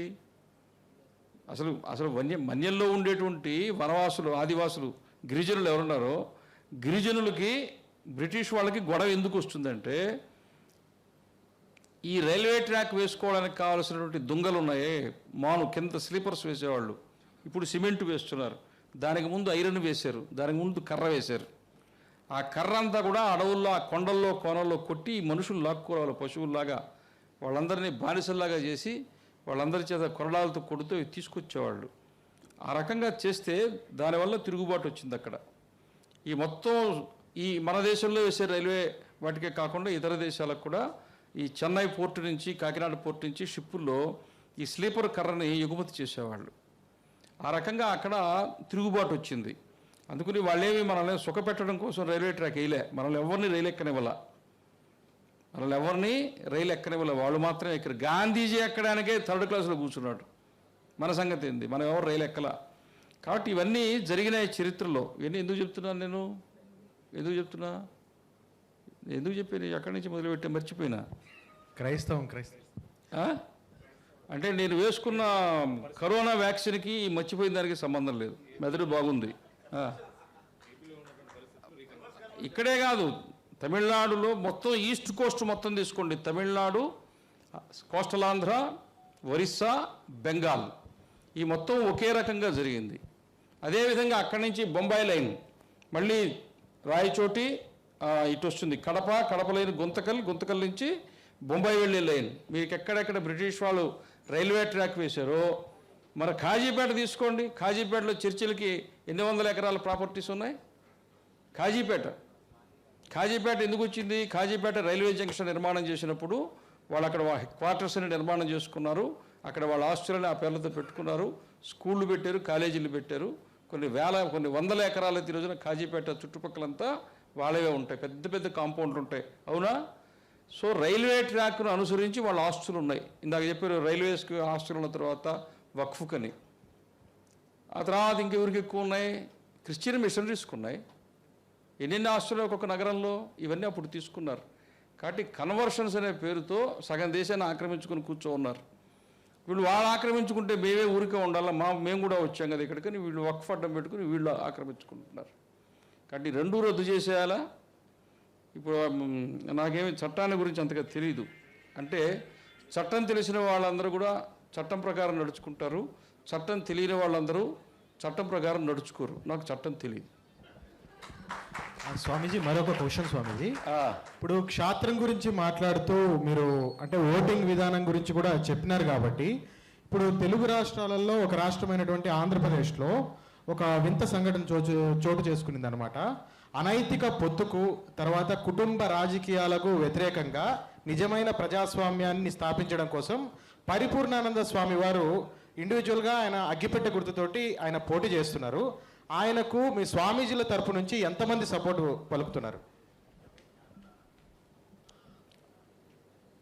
స్వామీజీలకి చాలామందికి ఓట్లు లేవు, వీళ్ళు ఎప్పుడు ఓట్లు వేయరు, కానీ ఈ దేశం ఎట్టుండాలో చెప్తారు. నేను కూడా అంతే. అంటే బంజారా హిల్స్లో, జూబిలీ హిల్స్లో కూర్చొని, మల్కాజ్గిరిలో కూర్చొని ఇంట్లో పల్లీలు తింటూ ఓట్లు లేకుండా ప్రజాస్వామ్యం ఎంత బాగుండాలో ఆలోచించే మేధావి వర్గానికి మేమే అధ్యక్షులు. ఇంకేం కావాలా? 1, 2 మేము అంటే నాగా ఆలోచించేవాళ్ళం. మేము ఒక చట్టంలో ఉండి పనిచేస్తాం. ఒక విశ్వ హిందూ పరిషత్ కావచ్చు, ఆచార్య సభ కావచ్చు, ధార్మిక సభ, అఖిల భారత అఖాడా కావచ్చు, వీళ్ళందరూ ఒక 5-6 సంవత్సరాల వాళ్ళు, ఒక 1500 మంది ధర్మాచార్యులు కాశీలో కూర్చుని 2024 ఎన్నికల్లో ధర్మాచార్య సభ ఎవరికి ఓటు వేయమని ప్రజలకు చెప్పాలి అన్నప్పుడు వాళ్ళు ఎవరికి ఓటు వేయమని చెప్పారో వాళ్ళకు మాత్రమే మేము చెప్తాం. మేము దాన్ని బట్టే వెళ్తాం తప్ప దాంట్లో నుంచి డీవియేట్ కాం. అందువల్ల వాళ్ళు ఏం చెప్పారంటే నరేంద్ర మోడీకి ఓటు వేయమని చెప్పారు, అయిపోయింది. ఇంకా కావాలా? నరేంద్ర మోడీకి ఓటేయడం అంటే ఆయనకు ఏదేది బలపరుస్తుందో పార్లమెంట్లో కానీ, రాజ్యసభలో కానీ, రాష్ట్రాల్లో కానీ, రేపు ఏదైనా చట్టం చేస్తే రాష్ట్రాల్లో మళ్ళీ రాష్ట్రాల్లో అనుమతి కావాలా, కాబట్టి దానికి అనుగుణంగానే మాట్లాడతాం. రహస్యమే ఉంది. పంజాబ్ బిషప్ చెప్తున్నాడా అస్సాంలో క్రిస్టియన్స్ ఎవరికి ఓటేయాలో, కేరళ బిషప్ చెప్తున్నాడు యోగి ఆదిత్యనాథ్ ఓటు వేయొద్దని. నేను చెప్పనా?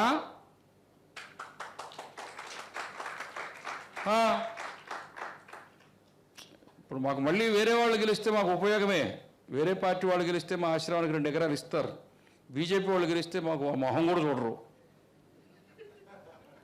వాళ్ళు చూడాలని కూడా మేము కోరుకోవటంలే. మళ్ళీ వాళ్ళ పంచాయతీలు లేనక్కడ తీర్చేదే, కొట్టుకొని సావున్నాయి. నువ్వెందుకు గరిచావా? అరవాల్సింది వాళ్ళు, నువ్వులేవాడు. వాళ్ళ పంచాయతీలు నాకెందుకు? మీ సంగతి కాదు, మామూలుగా చెప్తున్నా. అర్థమైందా? అందుకని మనకు దేశం ధర్మం రెండే, దానికి అనుగుణంగా ఉండని తీసుకొచ్చి నిలబెడతాం. మొత్తం 18 అక్షౌహిణి సైన్యం అర్జునుడు, కృష్ణుడే, శ్రీకృష్ణుడు ఇందాకనే చెప్పారు కదా, ఆయన ఎన్న దొంగ. నిజమే. మీరు ఇంట్లో ఎన్న దొంగిలించారు చెప్పండి. ఆ నేహారిక గారి దగ్గర నుంచి ఈ చివరి కూర్చోండి ఆయన దాకా ఈ వరుసలో చిన్నప్పుడు మీరు వెన్న దొంగతనం చేశారా లేదా? పాల మీద మీగడ దొంగతనంగా తిన్నారా లేదా? తిన్నారా లేదా?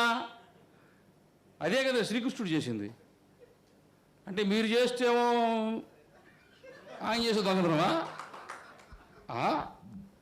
శ్రీకృష్ణుడు బాల్యంలో ఏమేమి చేశాడో ప్రతి మనిషి వాడి జీవితంలో చేస్తాడు. మనిషి యొక్క వ్యక్తిత్వ వికాసంలో అన్ని దశలు దాటుకుంటూ ముందుకు వస్తాం. అవునా? నిలయ విద్వాంసులు కచేరీ పెట్టి కాకమ్మ కబుర్లు చెప్పొద్దు.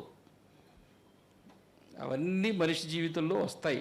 అవన్నీ అధిగమించుకుంటూ వస్తే ఒక్కొక్క దాన్ని శ్రీహరికోట నుంచి పైకి పోతుంటే ఒక్కొక్కటి ఊడిపోయి పైకి అది ఎట్టకపోతే ఉపగ్రహం అంటే ఈ జీవితం పైకి వచ్చి ఎదిగి ఈరోజు నేను ఒక వ్యక్తిగా సమాజం ముందు నిలబడాలంటే నా జీవితంలో నేను అనేక సంఘటనలు ఎదుర్కొంటూ వాటిని వదిలించుకుంటూ వస్తే ఇప్పుడు నేను స్వతంత్రుడు అవుతాను.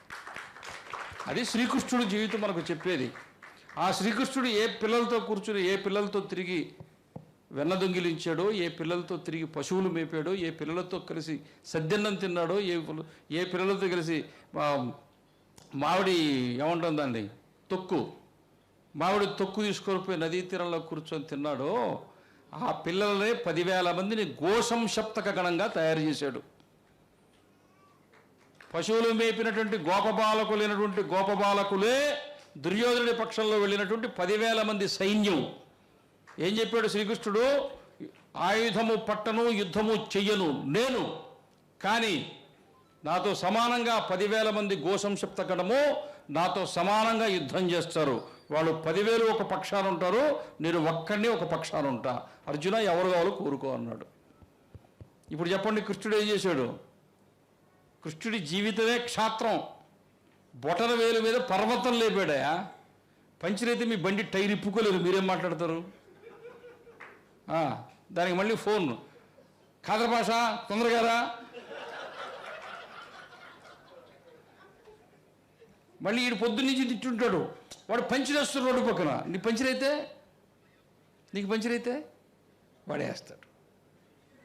నువ్వు ఈడికి నువ్వు నడువు వంగదు, వంగితే నడువు మీద జీన్స్ ప్యాంట్ కింద కూడిపోద్ది.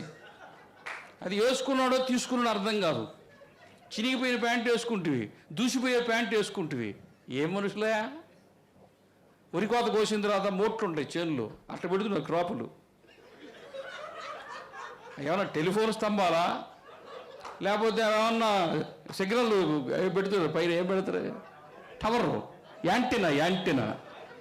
నువ్వు ఎంత యాంటీనా పెడుతున్న లోపల రిసీవర్ ఉంటాయి కదా. మొత్తం అవుట్ సోర్సింగే, లోపల లేదు, అంతా దీంట్లోనే మొత్తం అవుట్ సోర్సింగే. బుర్రలా ఉందా మరి? అందుకనే అది ఏమడిగా ఏం చెప్పాను? హిందూ ధర్మం సిలబస్ ఎక్కువ, టైం తక్కువ. నేనేం చేసేది? ఇప్పుడు చాగంటి కోటేశ్వరరావు గారు 20 ఏళ్ళ నుంచి ఉపన్యాసం చెప్తున్నాడు. కోటేశ్వరరావు గారు మీ ఉపన్యాసం ఎప్పుడు ఆపేస్తారు అడగండి. టీవీలో వచ్చే 6 సీరియళ్ళైనా ఎప్పటికైనా అయిపోతాయి తప్ప కోటేశ్వరరావు గారు చెప్పే ఉపన్యాసం ఎప్పుడు అయిపోదు. అది హిందుత్వమా? అది మొదలు లేదు, చివరి లేదు. సామవేద షణ్ముఖ శర్మ గారి ఉపన్యాసాలు ఆగిపోతాయా? కొన్ని ఎవరు దుంపదగా వాళ్ళు పనిగట్టుకొని నెలల తరబడి అన్నీ తగలబెట్టిన తర్వాత కూడా ఇన్ని ఉన్నాయి. ఒక శిల్పశాస్త్రానికి సంబంధించిన సంస్కృతంలో 40 శాస్త్రాలు ఉన్నాయి ఈరోజు. ఆ శాస్త్రం సజీవంగా ఉంది కాబట్టి మనం అయోధ్యలో రామ మందిరం కట్టుకున్నాం. ఇది భారతదేశం, ఇది హిందుత్వం. ఎండాకాలం మొత్తం మూడువారిపోతుంది. ఒక జల్లు పడితే అన్ని లక్షల మొక్కలు మళ్ళీ పచ్చగా మొలుస్తాయి. ఈరోజు ఈ దేశంలో భరతనాట్యం ఉందా లేదా, కూచిపూడి ఉందా లేదా, కథకళి ఉందా లేదా, మణిపురి ఉందా లేదా, ఒడిస్సీ ఉందా లేదా, జానపద నాట్యం ఉందా లేదా? ఏది పోయింది? డప్పు ఉందా లేదా, మధ్యలు ఉందా లేదా, వీణ ఉందా లేదా, హార్మోనియం ఉందా లేదా, ఫిడోల్ ఉందా లేదా, వేణు ఉందా లేదా, గాత్రం ఉందా లేదా, సంగీతం ఉందా లేదా, నాట్యం ఉందా లేదా, భజన ఉందా లేదా, కోలాటం ఉందా లేదా? ఏది పోయిందయ్యా? 1000 సంవత్సరాలు పరిగెట్టుకొని ధ్వంసం చేసిన తర్వాత కూడా నిలుపుకోవాలం కదా.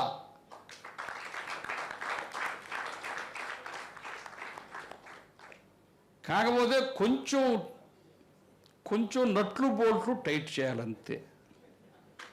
లాంగ్ జర్నీలో రోడ్లు బాగలేక, అంటే నేను ఆంధ్రప్రదేశ్ నుంచి వచ్చాను కాబట్టి చెప్పాను అనుకుంటారేమో, నేను ఆ ఉద్దేశంతో చెప్పలేదు. రోడ్లు బాగలేక బండ్లకి కొద్దిగా నట్లు బోల్ట్లు లూజ్ అయినాయి. టైట్ చేసుకుంటే ఇంతకంటే మంచి సమాజం ఇంకేదీ లేదు. మన సువ్యవస్థితమైనటువంటి సమాజం, అనుభవం కలిగిన సమాజం, వికసితమైన సమాజం, బాధ్యత కలిగిన సమాజం, ప్రేమైకమైన సమాజం, ఈ ప్రపంచానికి దిక్కు మనమే. అయితే వాళ్ళు అక్కడ హిందుత్వం స్వీకరించి భారతదేశం దాకా ప్రయాణం చేసి వచ్చేటప్పటికి ఏం పర్వాలే, మనం అన్నీ మార్చుకుంటాం. ఆత్మవిశ్వాసంతో ఉండండి. ఒక్కడు ప్రపంచాన్ని కదిలిస్తున్నాడా, అట్టోళ్ళకి 10 మంది తయారైతే ఏం కావాలా? ఇంకా 10 ప్రపంచాలు తయారవుతాయి. అవునా? ఏమీ ఆధారం లేని రోజున ఈ దేశంలో హిందూ సమాజ సంఘటన ప్రారంభమైంది. ఏమీ ఆధారం లేని రోజున, అసలు హిందుత్వాన్ని అంగీకరించని రోజున, అసలు హిందుత్వం అంటే ఏమిటన్న రోజున, ఒక్క మనిషి రాని రోజున, ఆ రోజున 1925లో ప్రారంభించారు. అవునా? 100 సంవత్సరాలు ప్రయత్నం చేస్తే చిలకగా సముద్రం మదనం చేస్తే వాసుకుని పట్టుకుని దేవతలు రాక్షసులు ఇద్దరు, అంటే ఇటుపక్కన వీళ్ళు అటుపక్కన ప్రతిపక్షం వాళ్ళు ఇద్దరు చిలికేరు. ఇప్పుడు ప్రతిపక్షం, అప్పుడు అధికార పక్షం, అప్పుడు వీళ్ళు ప్రతిపక్షం. చిలికేరు చిలకగా దాంట్లో నుంచి ఏం వస్తే తలా ఒకటి పట్టుకోబోయారు. చివరికి అమృతం వచ్చింది. 2014లో కూర్చుంది, చేస్తున్నది.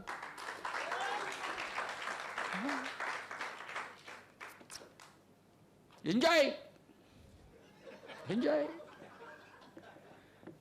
ఒక 13వ తేదీ మాత్రం ఎంజాయ్ చేయొద్దు, ఓటేసి రండి. ఇదొక్కటి తర్వాత మళ్ళీ కట్ చేసి వేసుకోండి. ఇప్పుడే చెప్తున్నా,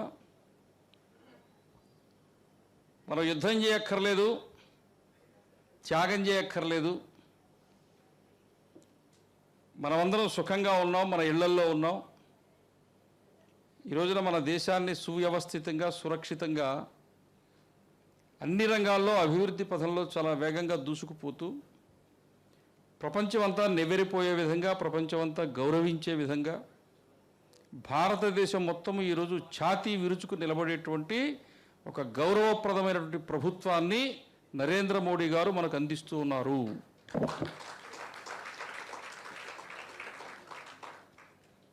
ఈ రోజున మొత్తము భారతదేశంలో ప్రతి ఒక్కరూ ఆలోచించవలసింది, చేయవలసింది ఒక్కటే, ఏం లేదు, ఎండనుకోకండి.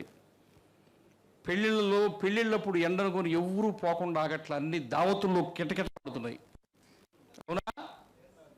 నీ భవిష్యత్తును, నీ దేశాన్ని తీర్చిదిద్దేటువంటి రాబోయే 1000 సంవత్సరాల దాకా భారతదేశం వైపు ప్రపంచము కన్నెత్తి చూడలేని ఒక సురక్షితమైన భారతదేశాన్ని నిర్మాణం చేసేటువంటి బాధ్యత తీసుకోవటానికి మోడీ గారు సంకల్పించారు. కాబట్టి మొత్తము భారతదేశానికి మా పిలుపు ఒక్కటే, ఎండైనా వానైనా సరే, వరదైనా సరే, భూకంపమైనా సరే, మీ నియోజకవర్గాల్లో ఎప్పుడు ఎన్నికలు వస్తాయో ఆ రోజున మొత్తం భారతదేశంలో అందరూ పోలింగ్ బూత్కు వెళ్ళండి. ఒక పవిత్రమైన కార్యంగా తిరుమల వెంకటేశ్వర స్వామిని దర్శించుకున్నంత భక్తితో, వేములవాడ రాజన్నను దర్శించుకున్నంత భక్తితో, జోగులాంబ అమ్మవారిని దర్శించుకున్నంత భక్తితో, బాసర సరస్వతి అమ్మవారిని దర్శించుకున్నంత భక్తితో, యాదగిరిగుట్ట నరసింహస్వామి వారిని దర్శించుకున్నంత భక్తితో, అంత భక్తితో శ్రద్ధతో పోలింగ్ బూత్కు వెళ్ళి బాధ్యతగా ఓటు వెయ్యండి. ఈ ఒక్కటి చెయ్యలేకపోతే నేను మొత్తం అందరికీ చెప్తున్నాను, ఈ ఒక్కటి చెయ్యకపోతే మనంత బాధ్యతారహితమైన వాళ్ళు, మనంత దేశానికి హితాన్ని కోరుకోని వాళ్ళు ఇంకెవరు ఉండరు. ఒక్క వ్యక్తి మొత్తము నొప్పి లేదు, బాధ లేదు, జ్వరం లేదు, తలనొప్పి లేదు, కాళ్ళనొప్పి లేదు, అలుపు లేదు, సొలుపు లేదు, వయసు లేదు, వృద్ధాప్యం లేదు, ఈ ఎండల్లో 45 డిగ్రీలు 50 డిగ్రీల ఎండలో మొత్తం భారతదేశం అంతా 10 సంవత్సరాల పాటు ఒక్కరోజు సెలవు తీసుకోకుండా పనిచేసి నీకోసం నా కోసం కష్టపడి, అయ్యా ఇదిగో మీకోసం ఇది చేశానని వచ్చి నీకు చూపించిన తర్వాత కూడా నువ్వు వేయకపోతే, ఓటు వేయకపోతే నీకంటే దుర్మార్గుడు భూమి దేవుడు ఉండడు. ఇంతవరకు ఎంతమంది వచ్చినా వాళ్ళ కోసం వచ్చారు, అధికారంలో ఉండాలని. ఇప్పుడు అధికారంలో ఉండడానికి రావట్లేదు, భారతదేశ వైభవాన్ని చూడడం కోసం వస్తున్నారు. ఇది మనందరి బాధ్యత. ఇది రాజకీయంగా నేను చెప్పట్లేదు, రాజకీయాలతో నాకు సంబంధమే లేదు. చెప్పాడు ఒక ఆయన, నీకు రాజకీయ నాయకుడికి ఉండాల్సిన లక్షణాలన్నీ ఉన్నాయని. నిజమే, కానీ రాజకీయాల్లో ఉండేటువంటి బుద్ధి లేదు. ఏం చేయాలి? ఒక ఆయన చెట్టు దగ్గర కూర్చోండి చేయి చూపించా, నీకు అదృష్టవంతుడికి ఉండాల్సిన లక్షణాలన్నీ ఉన్నాయని చెప్పాడు. మరి ఇంకేమయ్యా అన్నా, అదృష్టవంతుడికి ఉండాల్సిన లక్షణాలు ఉన్నాయి కానీ నీకు అదృష్టమే లేదు అన్నాడు. మోడీ గారు అటువంటి వారు కారు, ఆయన కారణ జన్ములు. నాకు ఇందిరాగాంధీ గారు ఎమర్జెన్సీ పెట్టినప్పటి నుంచి భారత రాజకీయాలతో పరిచయం ఉంది. నేను జగన్ వెంగళరావు గారిని చూశాను, కాసు బ్రహ్మానందరెడ్డి గారిని చూశాను ముఖ్యమంత్రిగా, పివి నరసింహారావు గారిని చూశాను, చెన్నారెడ్డి గారిని చూశాను, వాళ్ళందరి యొక్క శైలిని చూశాను, ఇందిరాగాంధీని చూశాను, మొరార్జీ దేశాయిని చూశాను, చరణ్ సింగ్ను చూశాను, చంద్రశేఖర్ని చూశాను, రాజీవ్ గాంధీని చూశాను, వాళ్ళ యొక్క కార్య సరళిని చూశాను. ఎవరైనా ఒక రాజకీయ నాయకుడు ఏదైనా మాట్లాడుతూ ఉంటే, కదులుతూ ఉంటే, పనిచేస్తూ ఉంటే వాళ్ళకు సంబంధించిన తీరు ఇలా ఉంటుందని ఆ నడకను పట్టుకోవచ్చు, వాళ్ళ జాడను పట్టుకోవచ్చు, వాళ్ళ ఆలోచనను పట్టుకోవచ్చు. 10 సంవత్సరాల నుంచి ప్రయత్నం చేస్తున్నా నేను. నరేంద్ర మోడీ గారి ఆలోచన తీరుని నేను ఇంతవరకు గమనించలేకపోయినా. దొరకడు ప్రతి క్షణం అది అప్పటికప్పుడే అక్కడికక్కడే రకరకాలైన ఆలోచనలు, ఎత్తులు, ప్రయోగాలు, పథకాలు, దేశము విదేశము అంతర్జాతీయం. ఒక పక్క చిన్న పిల్లవాడితో ముద్దు పెట్టుకుంటూ ఉంటాడు, పక్కనే అమెరికా అధ్యక్షుడితో మాట్లాడుతుంటాడు. అందుకనే ఆయన కారణ జన్ముడు. దేవుడికి ఓటేసేవా పుణ్యం వస్తుంది, ఓటేయకపోయావా పాపం వస్తుంది, వేరే వాడికి వేసేవా నరకానికి పోతావు. చెప్పింది విన్నారా? దేవుడికి ఓటేస్తే పుణ్యం వస్తుంది, అసలు ఓటే వేయకపోతే పాపం వస్తుంది, ఆయనకి వేయకుండా వేరే వాళ్ళకి ఓటేస్తే నరకానికి పోతావు. ఇంకా ఏం చెప్పాలా? చెప్పాల్సింది చెప్పేశారు.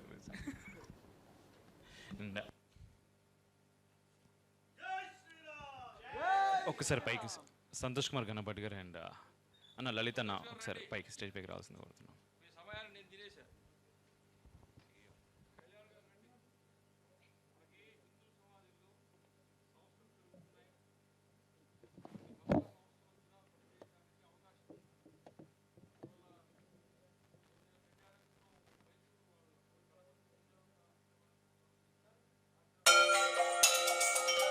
శత్రుమూకల చెర నుండి దేశ రక్షణ నీ ధ్యేయమైతే నీ అవసరం ఇక్కడుంది. Please do subscribe, like and share. దద్దరిల్లేలా పక్కనున్న గంట కూడా కొట్టుర్రి.